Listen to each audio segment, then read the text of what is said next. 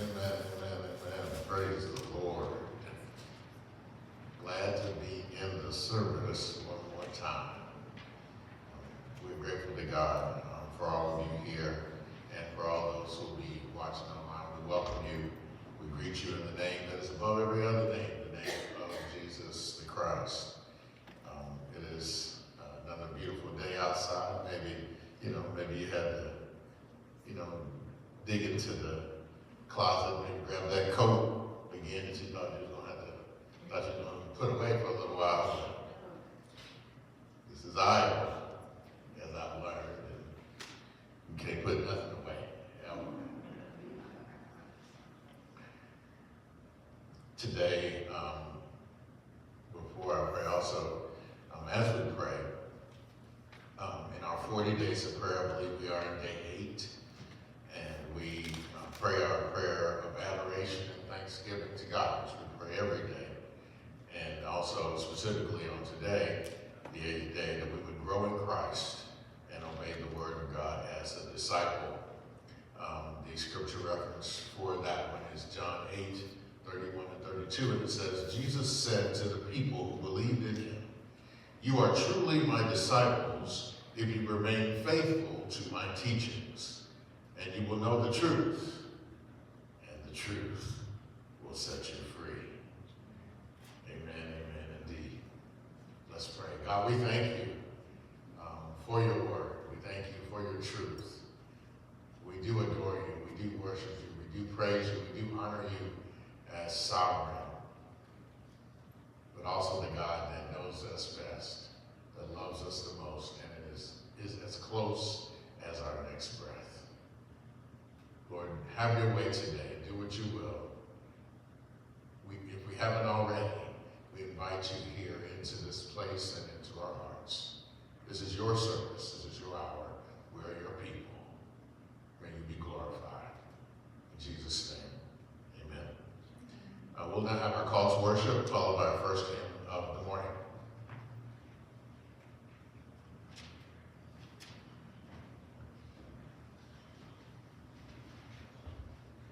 Good morning.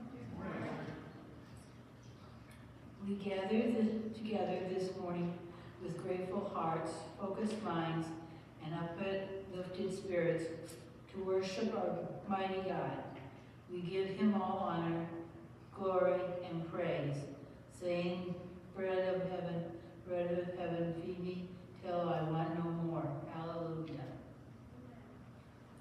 Leslie, please stand for our song, Come Thou Almighty, page 2. Come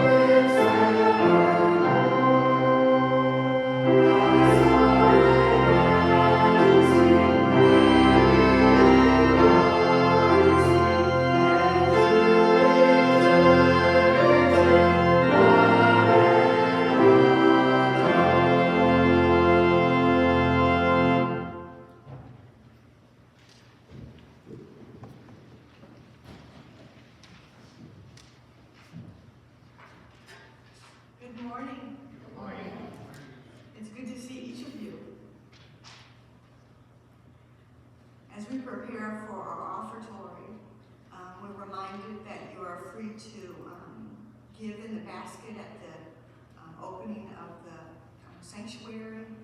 You're welcome to send your offerings to the church during the week, or you're also welcome to pledge online. And we are grateful for all of your gifts. Would you please join me for prayer?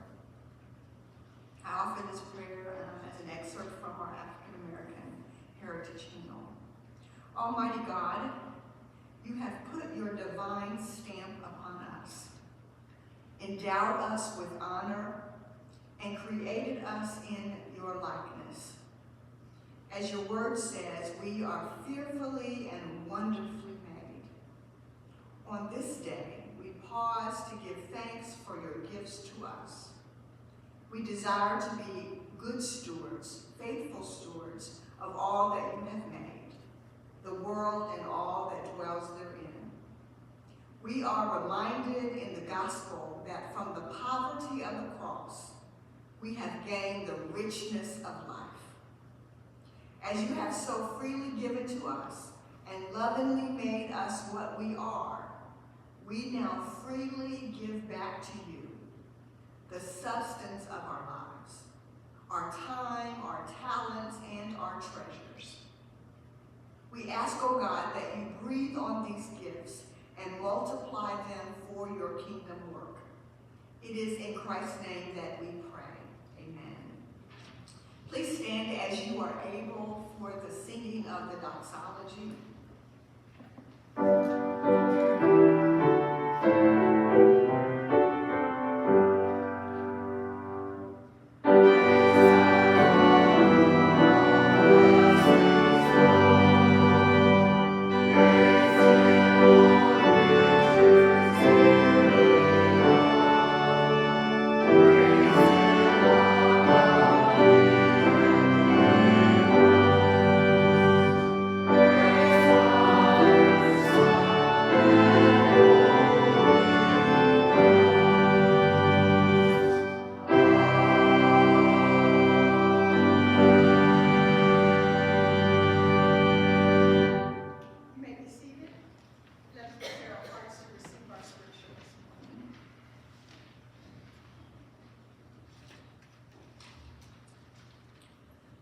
Scripture is John 6:30 through 35 and 47 through 51.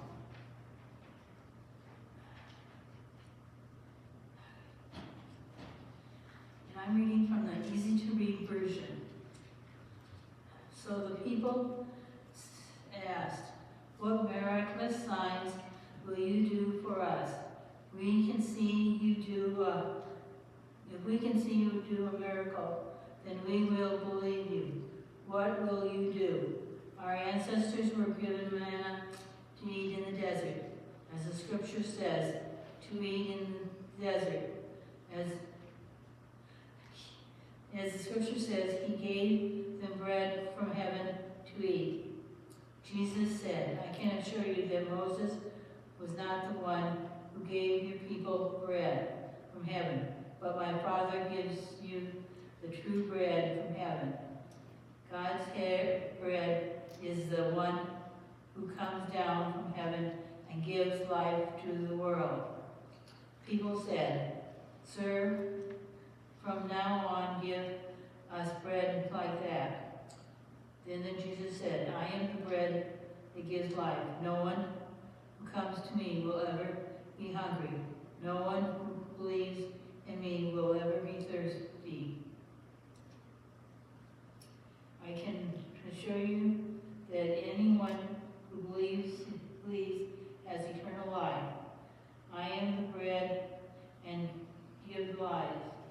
Your ancestors ate the manna God gave them in the desert, but it didn't keep them from dying. Here is the bread that comes down from heaven. Whoever eats this bread will never die. I am the living bread that came down from heaven.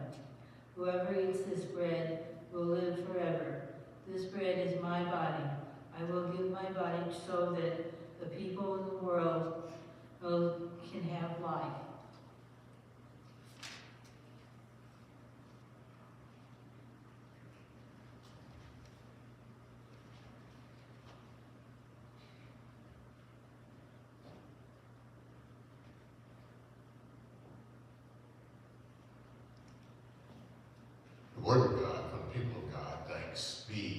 God.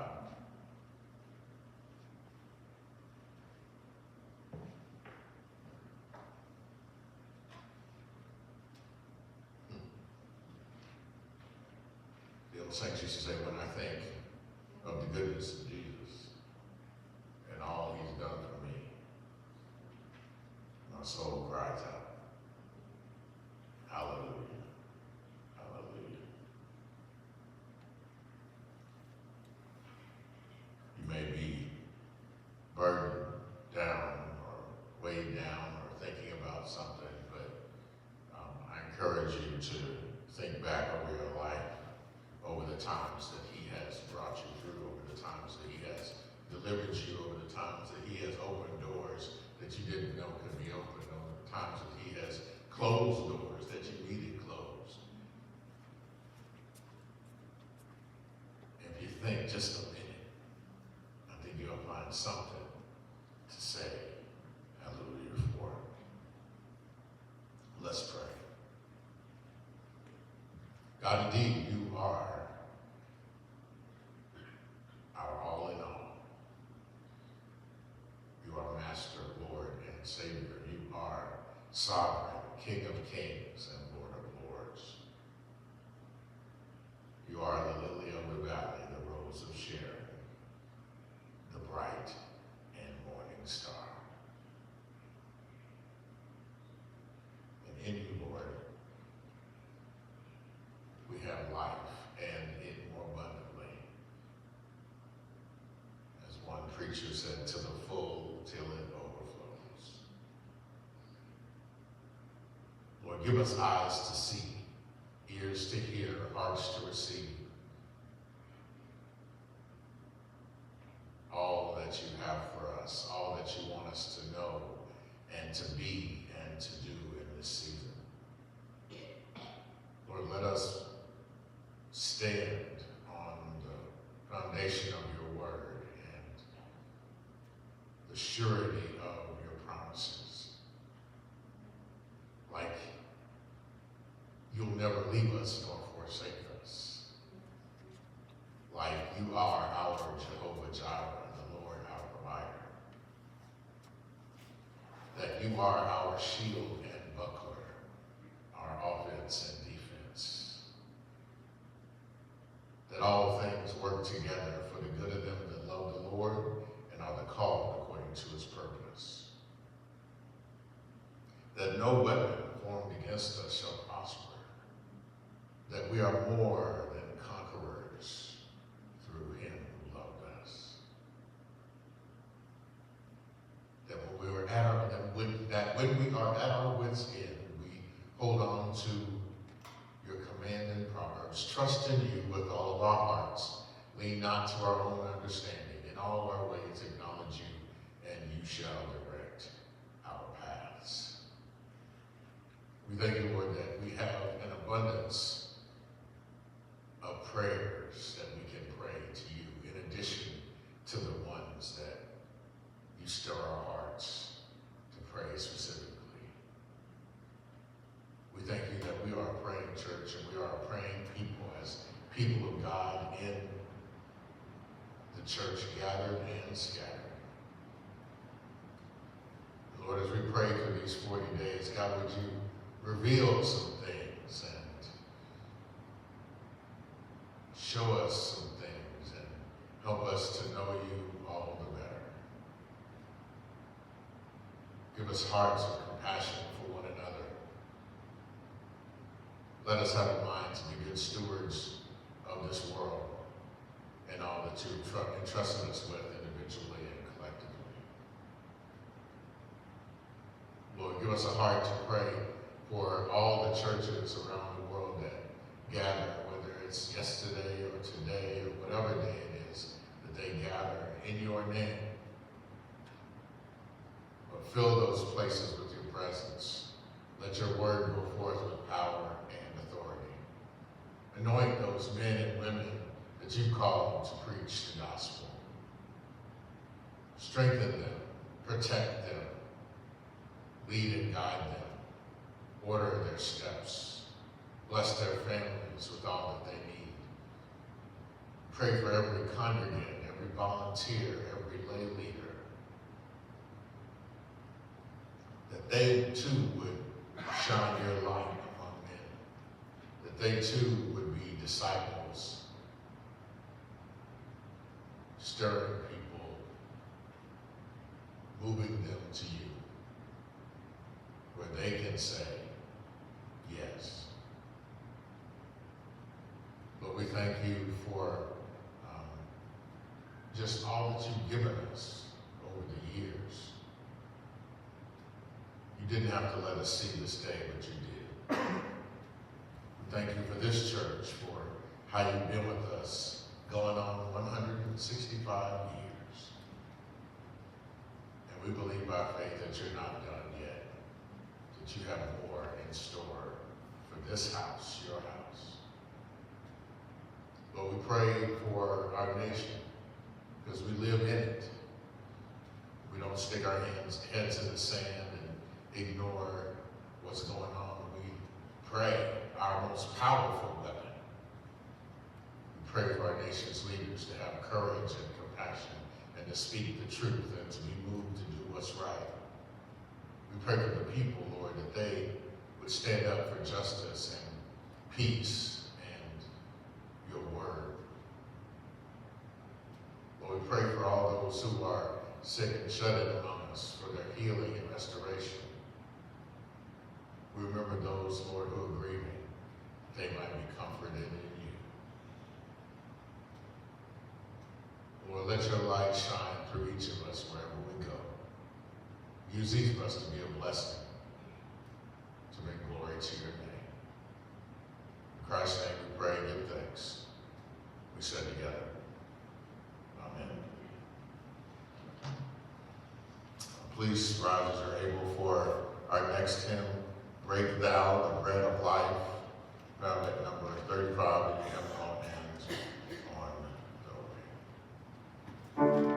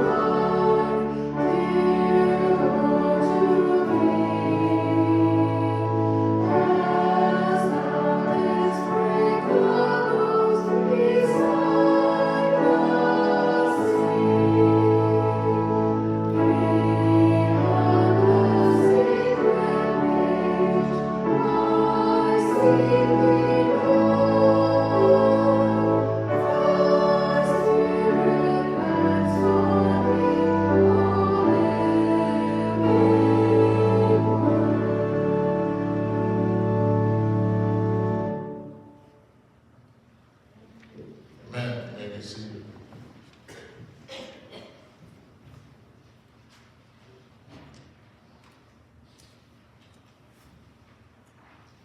Let's pray. Lord, we thank you for your word. It is a lamp unto our feet and a light unto our path. We thank you once again for the greeting of the saints, the singing of hymns, the praying of prayers, the giving of gifts, and the recitation of your word. Now be with us in this preaching moment. Let the words of my mouth and the meditations of my heart be acceptable in thy sight, O Lord. You are our strength and our Redeemer. In Christ's name, amen.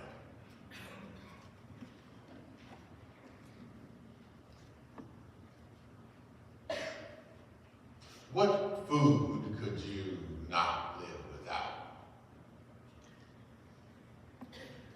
Or put another way, what food would you like to have if you were stranded on a desert island? Right?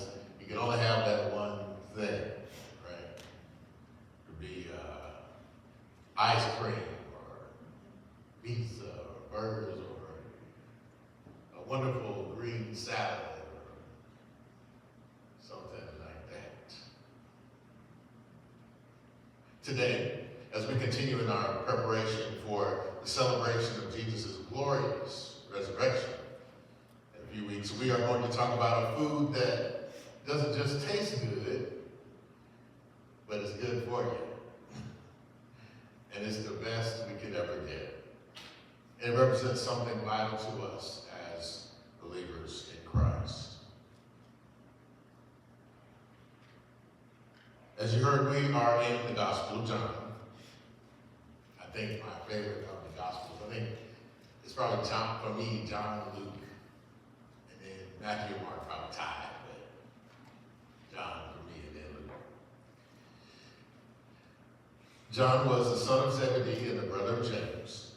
He was a business partner of Peter and Andrew in their fishing business, which we talked about over the last few weeks. John describes himself in the book as the disciple whom Jesus loved, which indicates that he was part of Jesus' inner circle. Jesus loved all of the disciples, but there were, a few that he kept close. And John was among the first 4 disciples called by Jesus. I read something interesting. There's different ideas about this, but some speculate that John may also have been Jesus' cousin, arguing that Salome was his mother and sister of Jesus' earthly mother, Mary.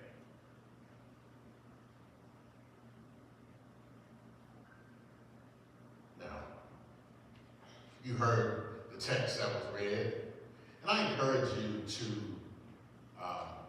read all of chapter 6 when you get a moment. To understand the context of the passage that was read to you earlier, you need to know what happened shortly before that part of the story, which was something that's probably familiar to a lot of us. The miraculous feeding of the 5,000 men plus women and children.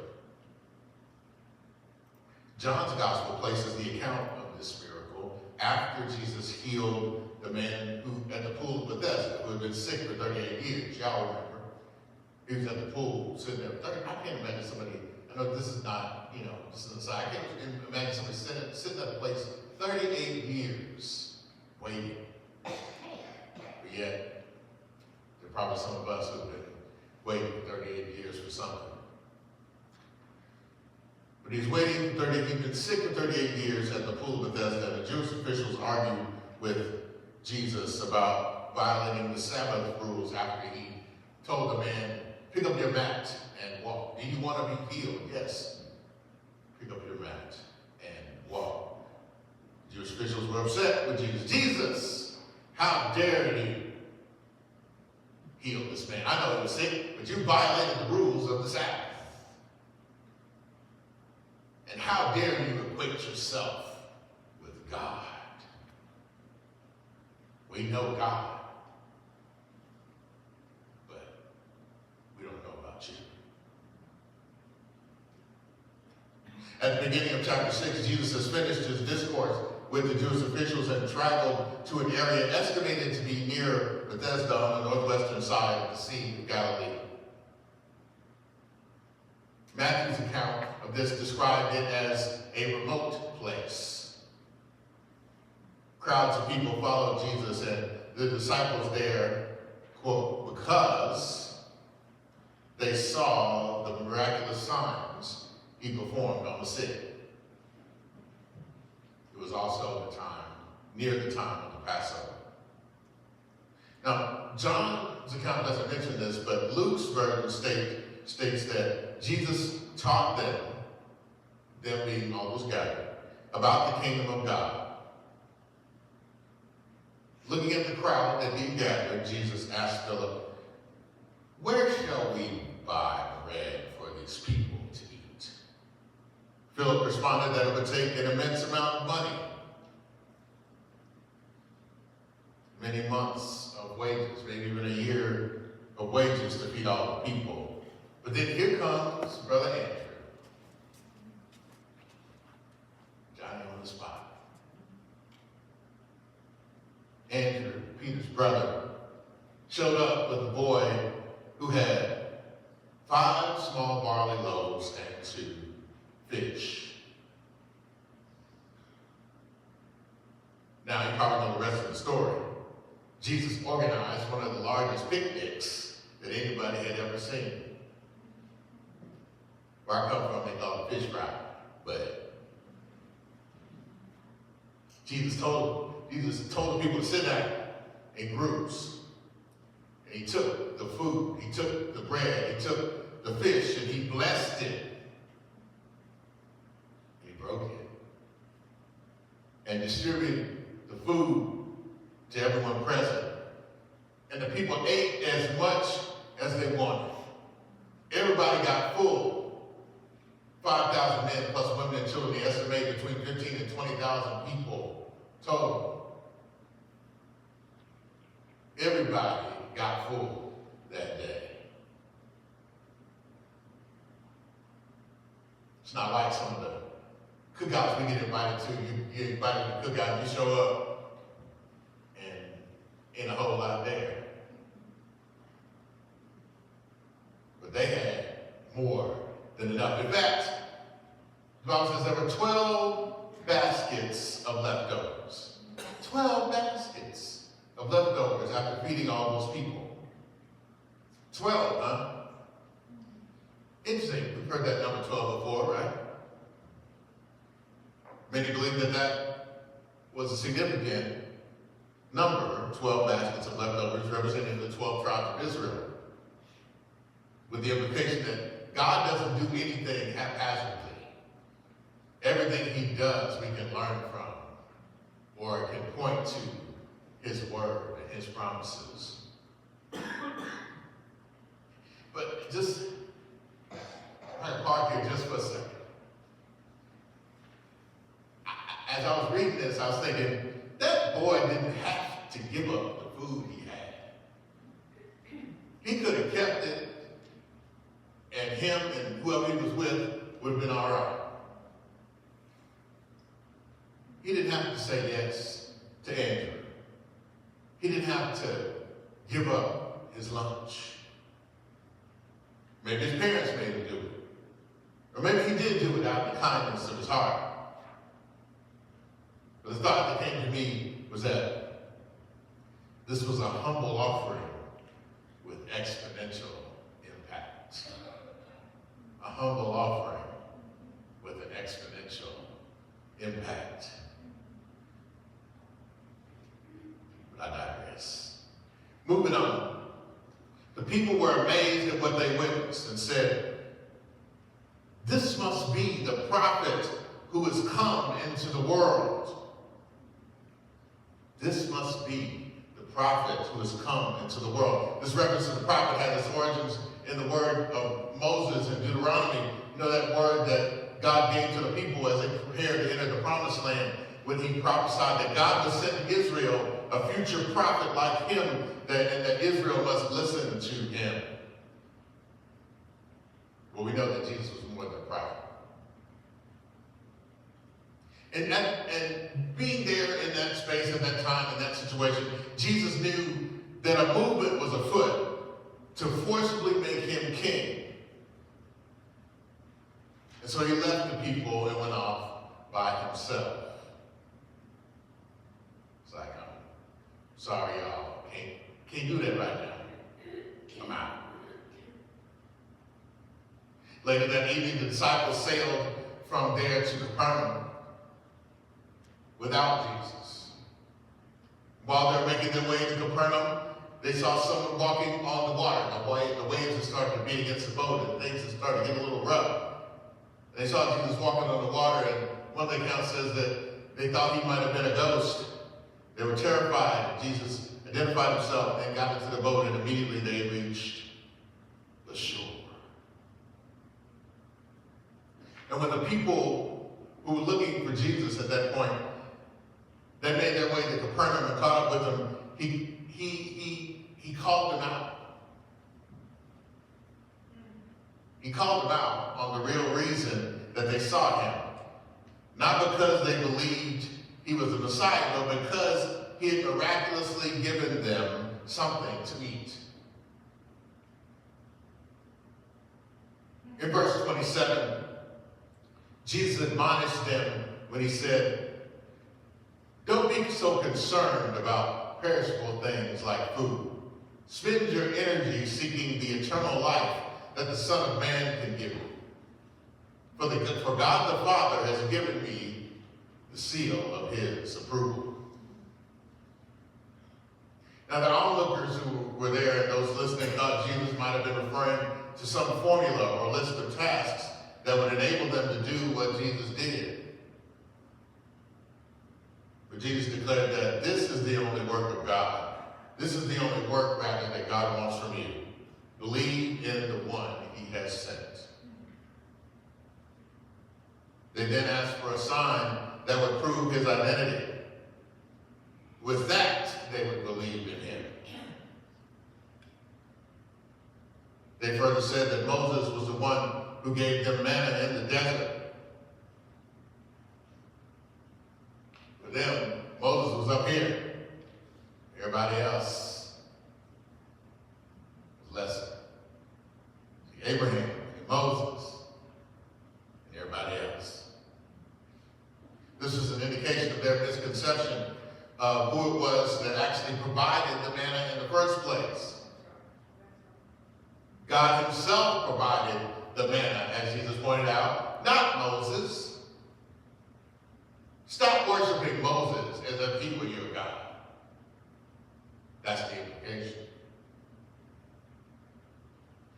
And what they failed to understand was, to put a finer point on it, even though the messengers God used, like Moses, were important, and they fulfilled their mission to deliver God's word, they were never to forget that it was God who made the messengers and them. He was and forever would be the sovereign Lord.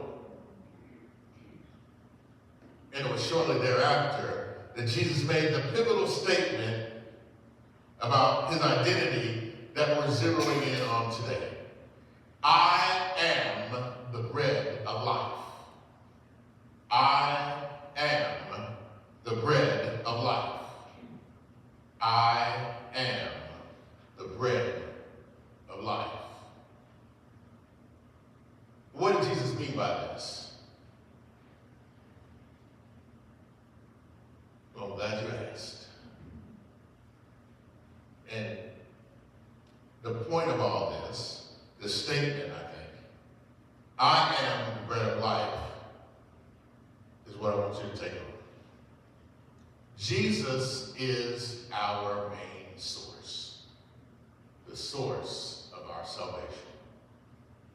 Jesus is our main source, the source of our salvation. But why use that bread of life mean, that is loaded, right? We know bread as physical food, and it was vitally important, as scholars know, to the Palestinian diet. Without it, many would have starved. Edward Eulendorf, British scholar of Semitic languages and culture, called bread a staple food. Anne Spangler, author of the book The Names of God, wrote that without bread, no one in ancient Palestine would have survived for very long. Bread was used in sacrificial offerings, in the temple, and during the Passover observance, in which unleavened bread was used to symbolize the haste with which God's people left Egypt. The bread mentioned in the text, this miracle feeding, was made from barley, which actually, as they say, probably was used by people who didn't have a whole lot of money. Folks on the poorer end of the economic ladder used barley. But if you had a little bit more money, you used regular wheat to make your bread. A humble offering with exponential impact. So as you can see, Jesus blessed the people gathered at that remote place where he'd been teaching and satisfied their need for physical nourishment. However, he knew that his mission was to do more than to satisfy their physical hunger. After their bellies were full, they would need something more important and lasting. Now, that term life, in the phrase bread of life, is defined as, quote, not merely an unending existence, but a quality of life that is abundant and fulfilling, characterized by a relationship with God. If you read further in John, chapter 10 to be exact, you'll find that Jesus told the people that the enemy comes to steal, kill, and destroy, but what? I have come that you might have life, and it more abundantly. This means not just living a pitiful, get-by existence, but living vibrantly, a life of true fulfillment in the here and the hereafter. And Jesus said something else after telling them he was the bread of life, something further to further underscore rather that declaration. He said, whoever comes to me will never be hungry again. Whoever believes in me will never be thirsty. Whoever comes to me will never be hungry again. Whoever believes in me will never be thirsty. Now with hunger, he's talking about a sense of dependence on God for sustenance, both physical and spiritual. That's how the translators define it. And with thirst, he's talking about a deep spiritual longing or desire. Jesus was promising that we could always depend on him for everything that we need, and he would always be there for us. Somebody needs to remember that today.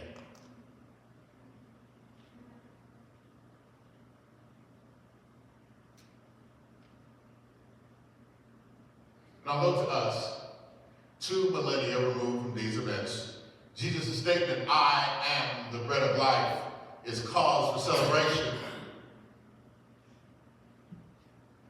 His declaration was a hard pill to swallow for those listening at the time. For example, in verses 41 and 42, the text reads, then the people began to murmur in disagreement because he had said, I am the bread that came down from heaven.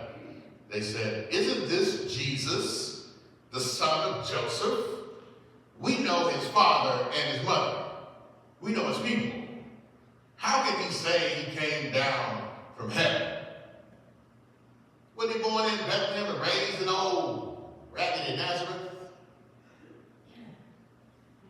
This man, he don't look like much. He don't have any wings. There's no halo over his head. As we like to, all these fanciful pictures that you see of Jesus that aren't really Jesus. We've talked about this before. Werner Sallman, look him up if you don't know who he is, created this image that basin. It ended up in every household almost. Every Christian household, they had a picture of his rendition of Jesus. And somehow next to Martin Luther King and John F. Kennedy. But this dude, Joseph and Mary's son, how has he come down from heaven? What Jesus was trying to drive home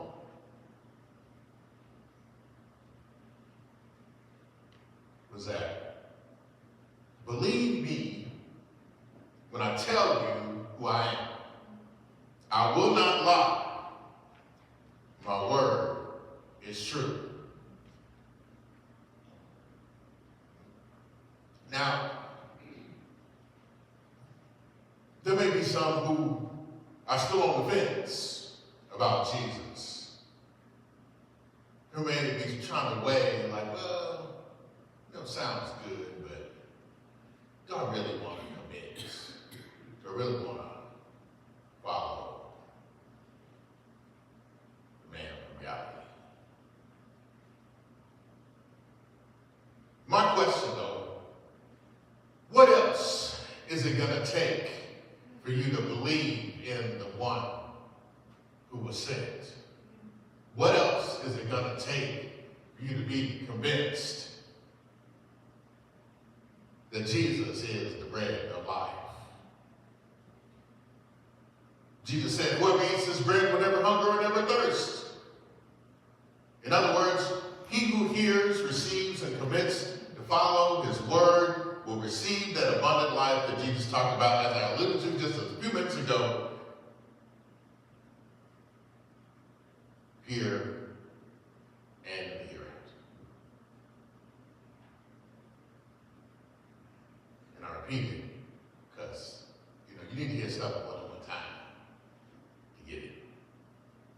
Through Jesus, who was with God in the beginning, we exist physically, and we exist with the promise of power, passion, and purpose, and by virtue of the promise of salvation, we shall exist forevermore.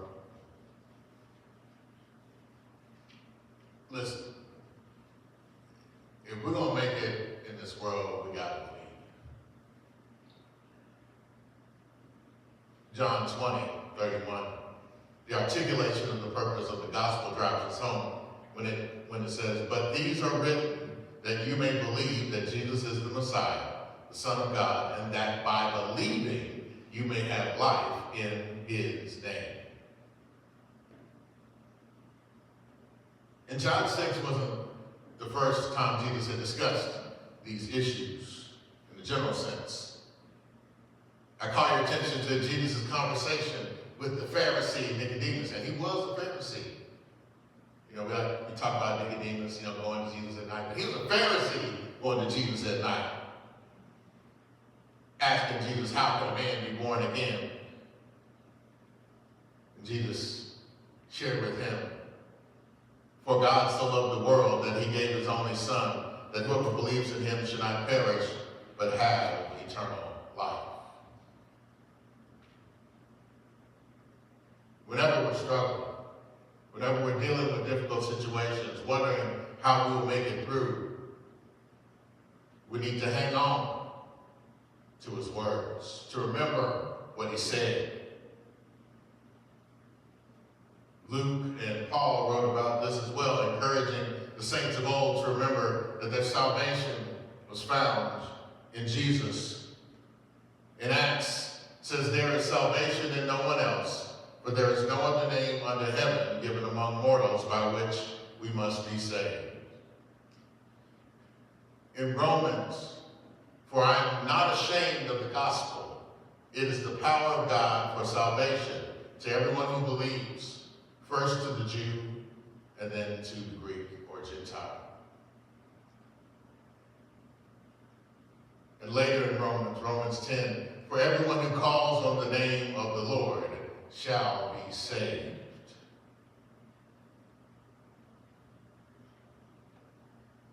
So, ask you, are you spiritually hungry or thirsty? If so, where will you go to still the hunger pangs and to quench your thirst. A new house won't do it. A new car won't do it. Having more money in the bank won't do it. Winning the argument with your friend or spouse or family member or boss or coworker won't do it. Not even having our elected officials do what's right instead of what's expedient or convenient will do it. Who's going to save you from the trials and tribulations of this world?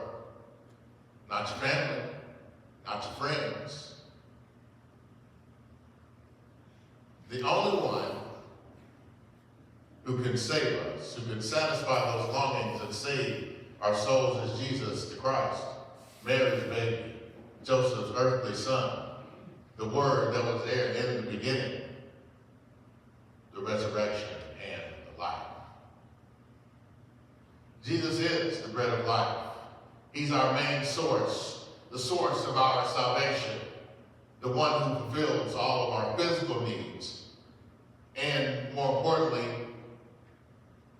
he fulfills our spiritual and our eternal needs. Fred Hammond sang years ago that Jesus is all the world to me. He's my life. He's everything that I hope for. He's everything that I need. All Jesus asks today is that we say yes. Won't you see him?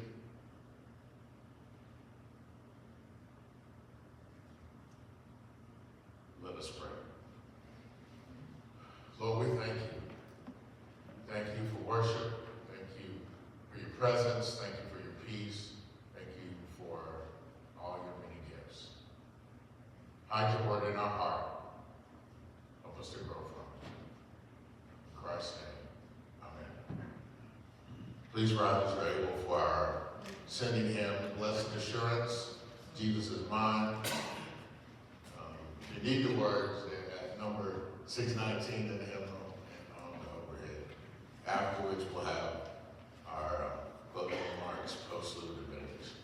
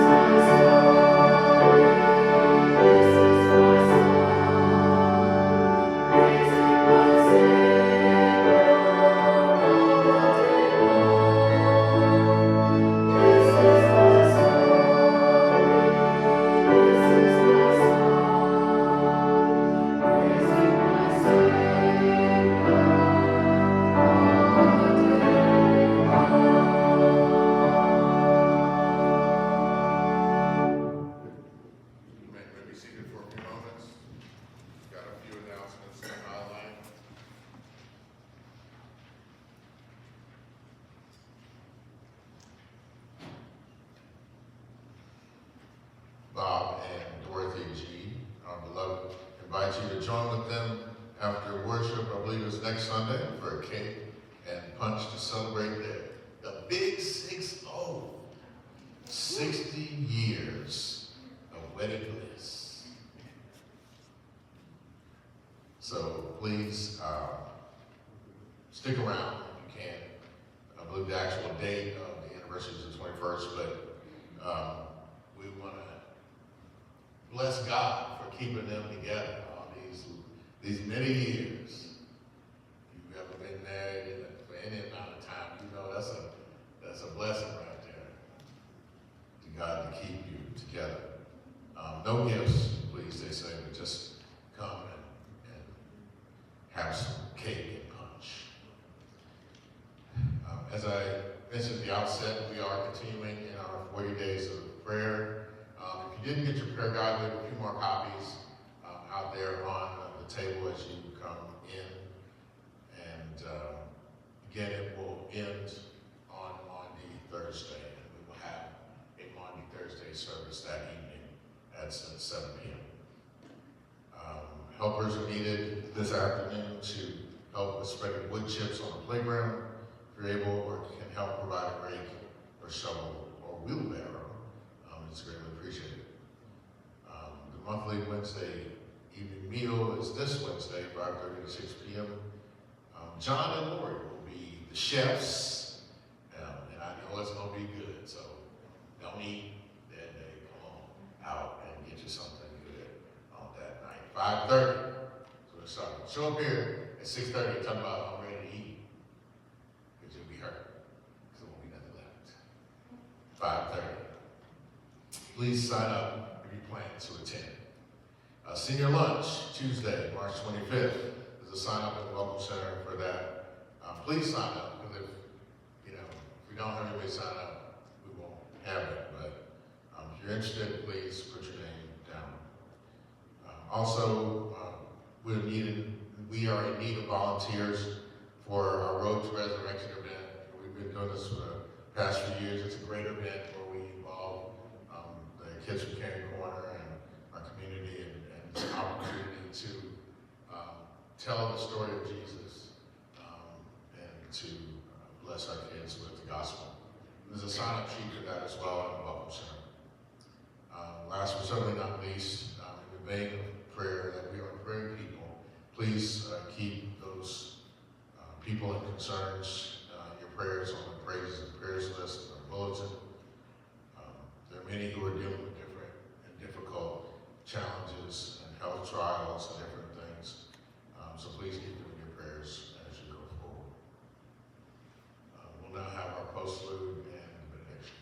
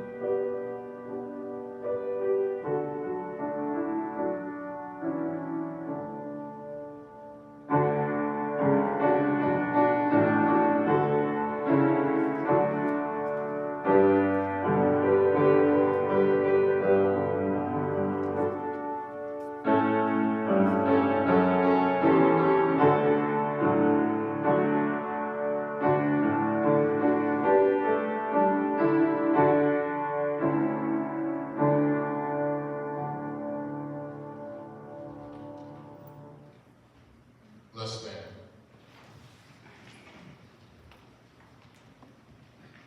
May the strength of God sustain us. May the power of God preserve us. May the hands of God protect us.